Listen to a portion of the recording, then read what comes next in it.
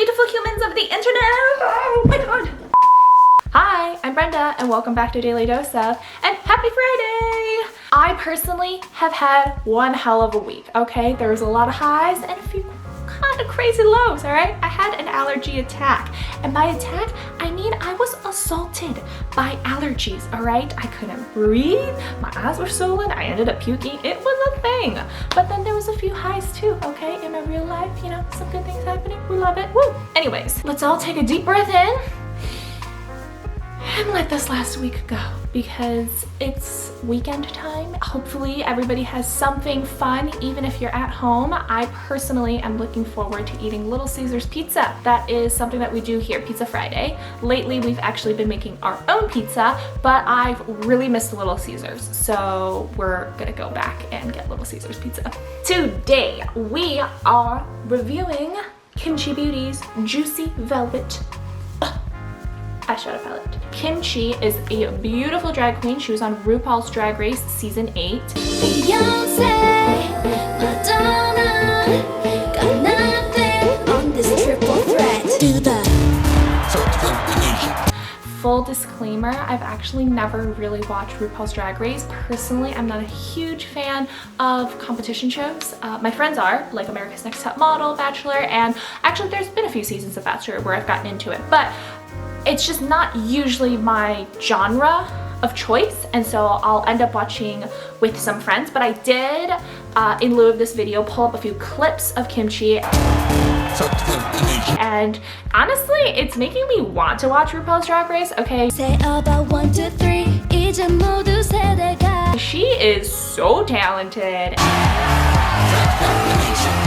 And it said on the screen that she was from Chicago, so like, homegirl, we're both from Chicago. But then I did a little Googling and she grew up in South Korea.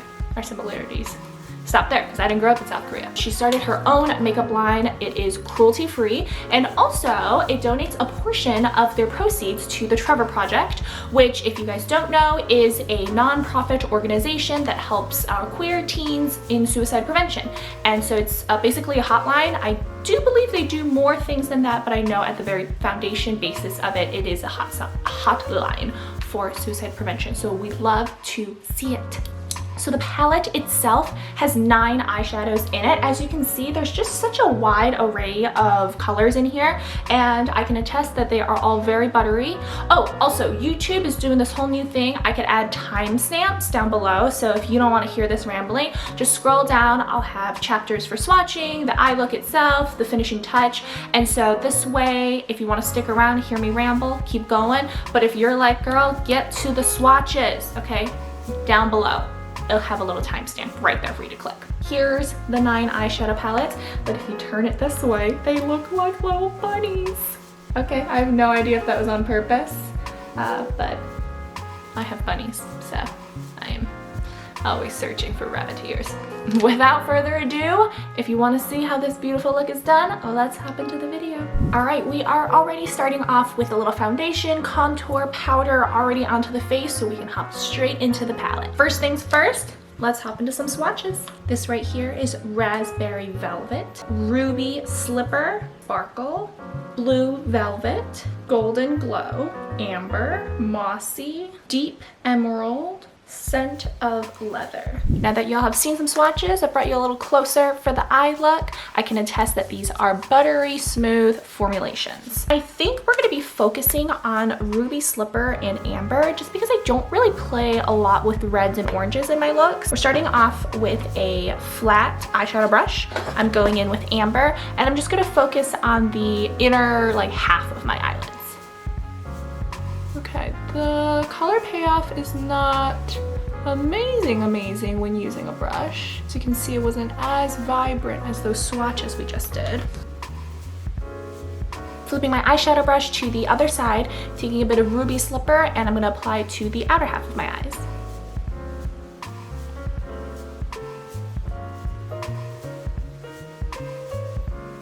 Kind of going for a little bit of a pointed wing look.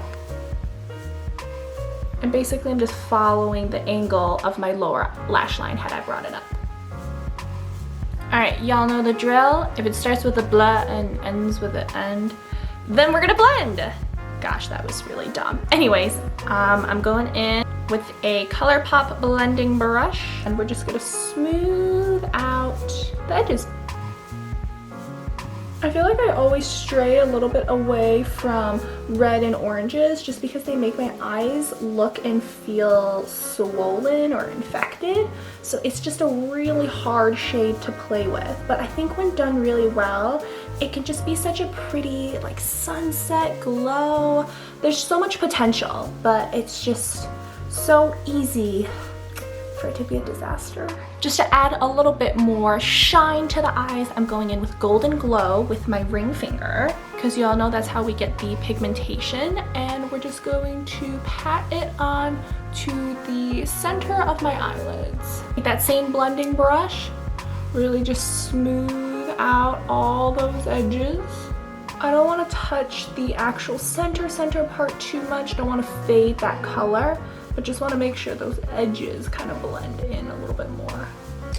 Going back in with that flat eyeshadow brush, going back in with amber, and we're just going to try to go maybe like on top of the gold a little bit, just to make sure it's still part of the look.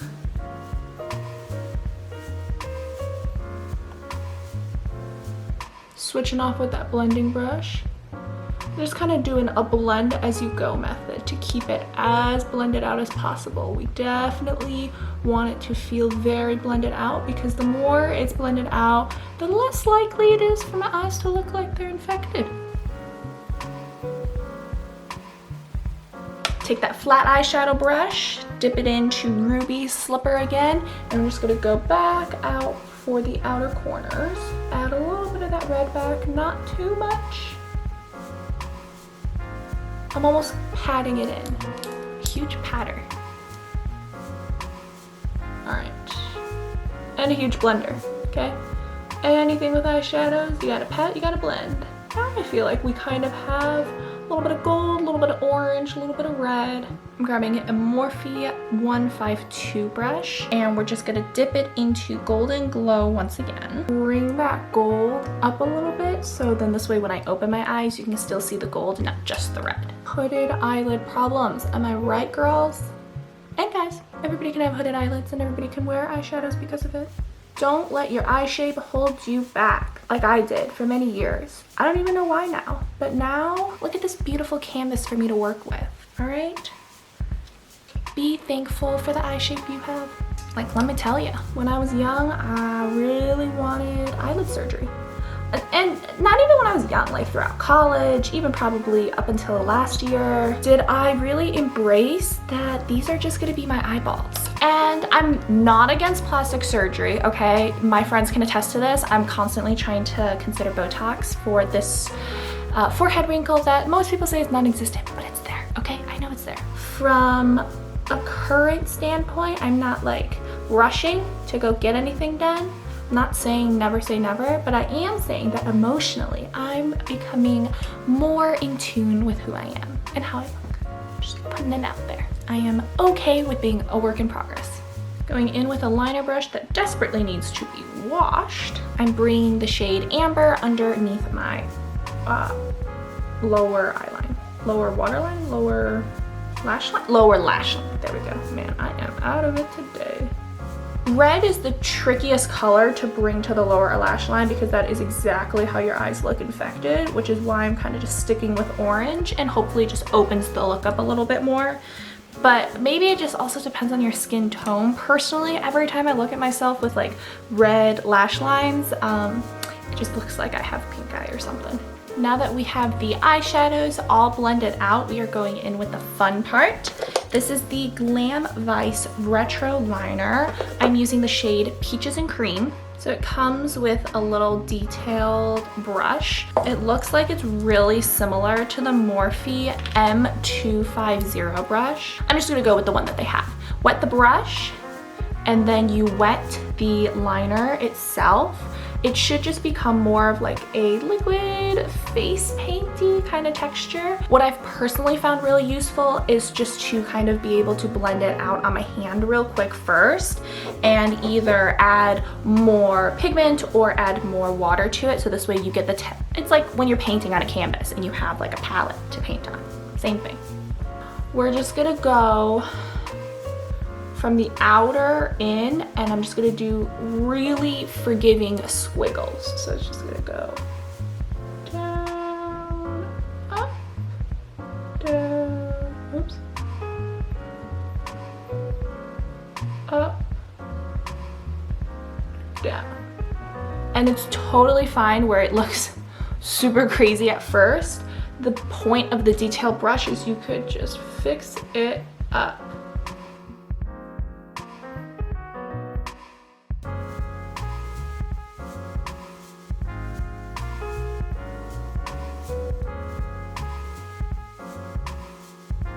The trick is just to be super patient, keep adding water, keep adding pigment, smooth out those edges, make sure it's a little bit thicker, but you gotta just be patient with it.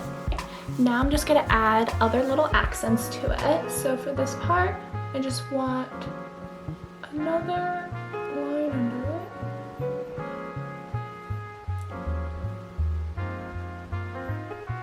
And then for this part, I'm adding a little extra rainbow.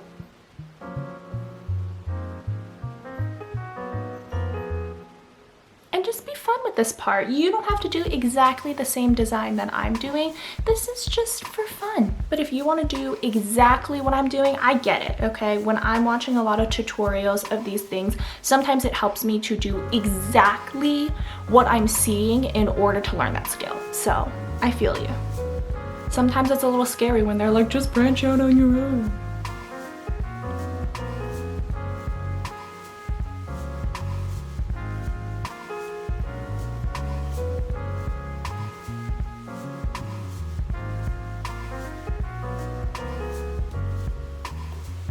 Alright, be right back while I match my other eye.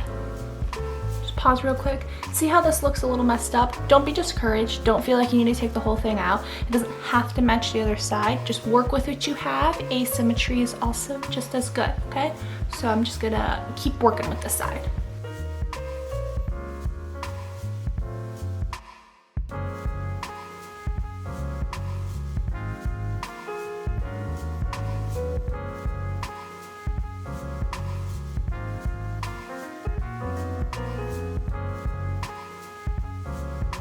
Going in with a angled brush. This is from Kiko, and I'm going in with the NYX brow pomade. This is just a nice Anastasia dupe.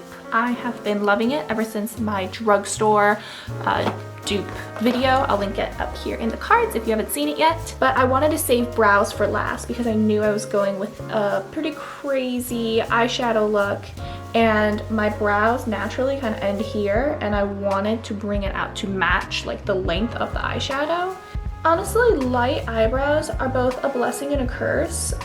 Curse because, you know, light eyebrows, but blessing because I just have so much more wiggle room to have it shape however I want it to be shaped, the length of it. I can just get really creative with it if I want. Like if I already had very thick brows in a set shape, I don't know, maybe I'd have to build my eyeshadow around it. For those of you with nice eyebrows, you let me know what you do. Blend this sucker out. Finishing off the brows with a little bit of Boy Brow from Glossier. I fought getting this for the longest time just because I thought I didn't have that many brow hairs and it wouldn't really do much. But I honestly feel like it is doing something. You guys let me know. Am I just full of it? Or do these brows, oh shit, blending brush in there. Look at that, it's so forgiving. All right, so for the lashes today, I'm going in with my heated eyelash curler. This has just been a great addition to my arsenal because whenever I have a masterpiece up here and I use a normal eyelash curler, I find that it smudges or takes away from a lot of it. And the good thing about a heated eyelash curler is it only kind of focuses on curling from below and it doesn't mess up any of the work. And it only goes to 85 degrees Celsius, which is like warm / hot, but it's not like 400 degrees Fahrenheit to curl your hair. So you won't burn your eyebrows out, eyeballs off. I will say you just have to be a little bit more patient with these kind of heated curlers because it's not like one squeeze and my eyelashes are curled. I really have to be working with it and be patient with it. So it does take a little bit more time, but it's definitely worth it if you, like I said, did a lot with the eyeshadow. So the reason I took a little extra time to curl these eyelashes is because instead of wearing falsies, I'm just going to be using mascara today. I feel like I just always wear false eyelashes in every single one of my looks, and you know, sometimes it's okay to just layer on the mascara. I'm using the Maybelline Falsies. This is a super beat up bottle, but I prefer waterproof formulas because they help hold the curl. Alright, last but not least, I'm going in with a lip color. This is the Marc Jacobs lipstick in 610 Crush. It's just a nice bright orange to pair with the rest of this orange look.